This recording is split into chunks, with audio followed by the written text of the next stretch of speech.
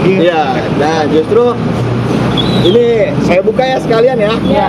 Sertifikat yang selama ini dia bawa-bawa itu sebenarnya tidak terdaftar karena dia beli dari orang yang katanya murid saya, yang katanya dari salah satu lembaga IBH lah ya saya sebut, mau sertifikat Reiki apa dan lain-lain. Ini sebenarnya nggak ada. Oke, jadi Dan saat itu dia udah nyadari itu ya, kemudian dia ngadep saya dan dia minta diterbitkan sertifikat yang beneran dari saya. Oke, jadi terkait apa yang disampaikan Bang Awe tadi bukan tanpa dasar. Itu semua saya minta kepada Bang Awe, artinya kenapa ketika tayangan Marcel yang sudah lama sekali dia selalu membawa sertifikat hipnoterapi dan juga Reiki dari IBH gitu kan. Ini apakah betul atau tidak? Karena apa? Karena ketika saya cek di websitenya IBH, nama Marcel tidak muncul. Ini ada buktinya ya. Oke, di sini pertama saya cek nama asli Marcel yaitu Haris Setiawan. Coba lihat. Haris Setianto ya, tidak ditemukan. Nih lihat. Tidak ditemukan, jelas ya. Itu website apa, Bang? Ini websitenya IBH. IBH itu apa sih, Bang? Indonesia Broadband Hypnosis. Oke. Indonesian Broadband Hypnosis. Kebenaran foundernya Pak Yan Nurindra yang selama ini dia sebut-sebut sebagai gurunya.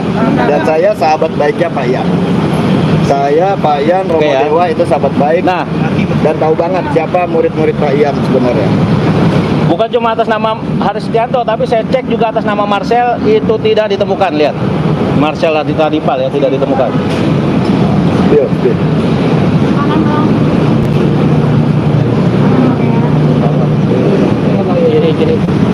Kiri. Lanjut Bang. Oke, udah ya. Ada bukti lain nggak, Bang?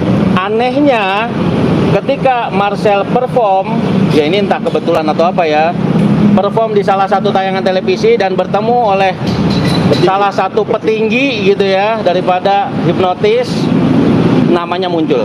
Lihat, Haris Setianto muncul. Nah, muncul ini kenapa bisa muncul? Dari tadinya nggak muncul terus muncul, padahal sertifikat itu sudah ada di awal.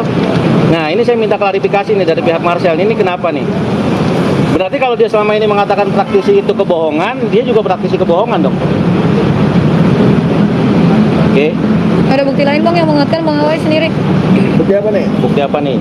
Bang Awai, sebenarnya Marcel itu pernah belajar sama Bang Awai nggak sih? Kalau bicara belajar ya, dia pernah hadir di kelas yang kata dia bantu-bantu ya.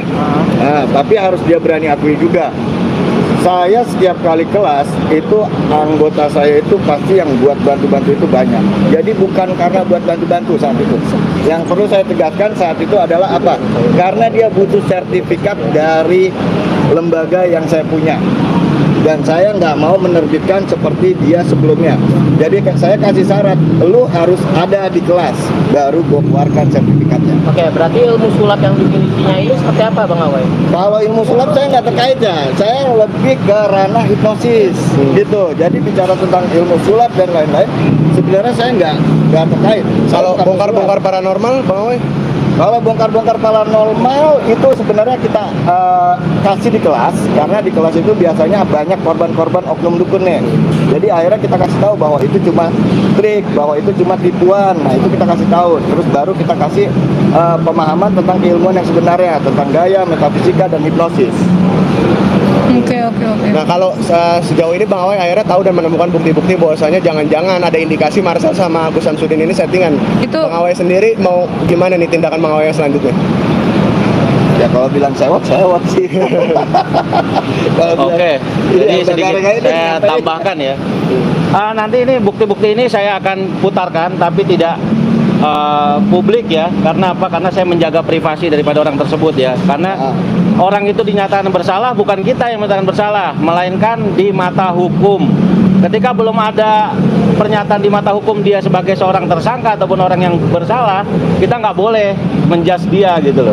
Makanya saya akan putarkan sebagai bahan daripada teman-teman nanti, mungkin nanti teman-teman mau menanyakan langsung ke yang bersangkutan gitu kan. Nah seperti itu. Ada modal lah. Ya, kurang lebih seperti itu. Dan kemudian ada satu fakta lagi yang menurut saya ini sangat memalukan ya, karena membawa institusi yang mana Marcel pernah melakukan preskon gitu kan di salah satu acara. Dia mengatakan bahwasanya pihak Polda Jawa Timur itu mengundang Gus Samsudin untuk melakukan pembuktian. Pada faktanya setelah kita cek di sana, pihak Polda Jatim mengatakan tidak ada. Buktinya di mana? Fasilitasi ya. Nah, ini mungkin teman-teman sebagian sudah ada yang lihat ya, ini beritanya. Nah, ini kita langsung cross check juga nih ke Polda Jatim nih kebenarannya. Ternyata memang nggak ada tuh, gitu.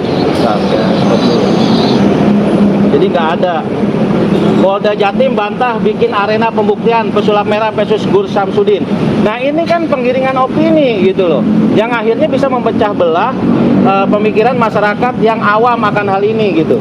Nah, di sini saya sebagai masyarakat yang peduli akan hal ini, saya menekankan bahwasanya ilmu putih itu tidak ada, ilmu merah itu tidak ada, yang ada hanyalah merah putih NKRI harga mati sesuai dengan slogan yang kita pakai pada hari ini gitu teman-teman. Jadi kalaupun nantinya setelah kita tayangan ini ada yang bilang pansos dan juga sebagainya, itu sudah kita tahu, artinya ya silakan mau bilang kita pansos atau apa, kalau kita tujuannya kebaikan ya monggo gitu. Bahkan sebelum kegiatan ini saya juga mendapatkan teror. Artinya mendapatkan teror itu seolah-olah ada orang yang mengirim paket ke rumah saya atas nama GS gitu kan. Ya setelah itu saya hapus nomornya, buat apa?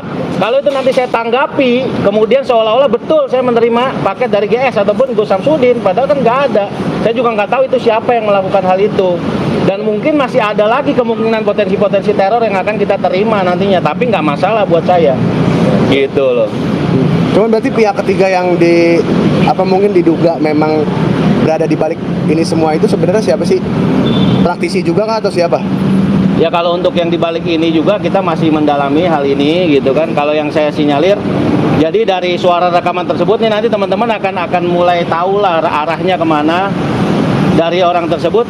Kemungkinan besar dia ingin mencari keuntungan dari kedua belah pihak. Makanya rekaman ini tidak mau diserahkan kepada kita, gitu loh, untuk kita hadirkan di sini, ya kan? Karena di situ ada kata-kata rekaman tersebut akan ditukar dengan mobil, gitu. Iya, tapi ujung-ujungnya, ujung-ujungnya saya yang difitnah seakan-akan saya terima duit ya dari Gus Samsudin. Padahal waktu itu kita ke sana karena dijanjiin kalau umpamanya rekamannya kalau saya ke Blitar, rekamannya diserahin ke kita. Tapi ternyata enggak. Dan balik dari sana saya malah difitnah terima duit lah sampai akhirnya saya klarifikasi langsung ke Gus Samsudin ini semalam ya. Isinya apa, Bang? Isinya saya bacakan ya. Assalamualaikum Gus, saya mau konfirmasi terkait isu katanya saya terima duit dari sampean. Matiin dulu ya. Fitnah yang ada, saya terima uang 10 juta dari sampean. Padahal saya nggak terima sepeser pun uang dari sampean.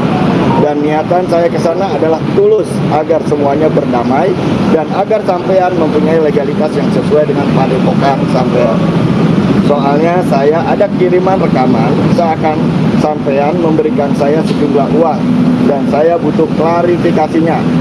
Karena ini terkait dengan jabatan saya sebagai Dewan Kehormatan Etik Pusat dari Perkumpulan Komunitas Psikologis Indonesia yang sudah bermitra dengan 3 kementerian.